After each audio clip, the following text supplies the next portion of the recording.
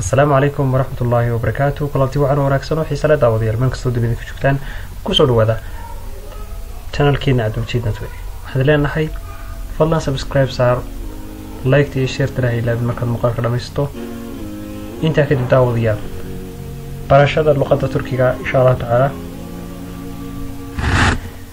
waxaan leenahay daawadayaal barka ku soo dhawaada waa casharkeennii barashada luqadda Turkiga iyo casharkii saddexaad. waxaan daawadayaal muuqaalkan ku soo qaadan doonaa xarafka inoogu joogtay iyadoo inoogu joogtay xarafka e harfi. haddaba maanta waxaan ka qaadi doonaa fe harfi ornekler waa examples tusaalayaal marka waxaan soo qaadan doonaa tusaale ka kacaya fe marka vebrika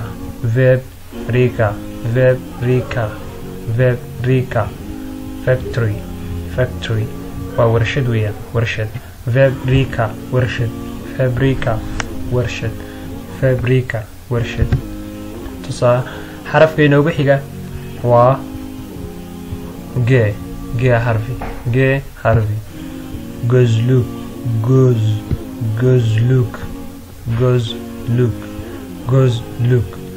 waa maxay glasses أنا حوي بمراية عندها إلا جزلوك بمراية مراية عندها أما أوكيالها وحلا يقان إنه غرس جزلوك مراية عندها أما أوكيالها وحلا يقان ما كان صور كذي مغلا جزلوك قالي جزلوك وهي يمشاق harfi marka kelmad ka bilaabanta yumjage ma jirto Turkiga. marka tusaale meel soo qaadan doona arch waxa weey waa tree waa geedka English ahaan tree buu noqonayaa tree geed af Soomaali wuxuu noqonayaa geed. marka arch baranay arch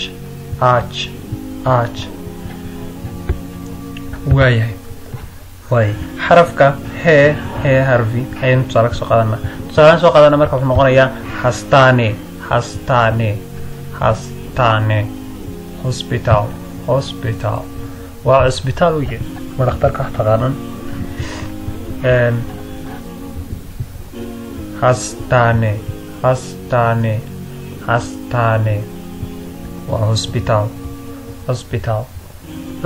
weeye ama hospital wax taqaanan waayahay. tusaale nagu xiga waxa weeye e harfi waati laglabada e midi waxaad e baa e aadi midna e harfi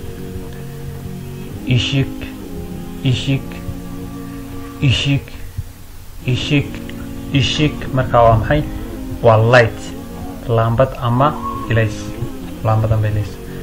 way ishik marka waa maxay waa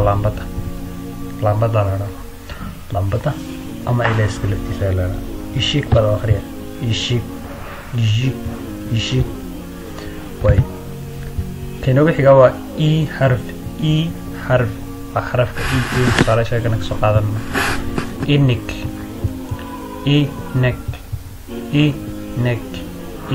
inek cow sac Soomaali wuxuu noqonayaa sac. inek waa maxay waa sac weeyaan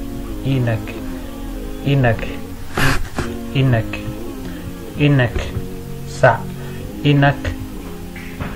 cow English noqonaya inek cow sac qaydin mo waayahay j harfi هذه حرف بين هوريسين عفوا داير قلبيا مركز ج دارس مركز ج حرف chillet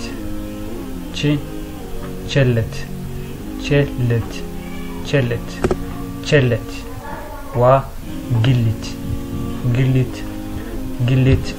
أي نقرأ إنجليزي ها جلت وشيف تقدر لو حيرة أما وشيف تيار نقارنه لو حيرة أنا جلت بينقون سماك. إن شاء الله إنتاس أي نكسر دوبيننا. السلام عليكم ورحمة الله وبركاته.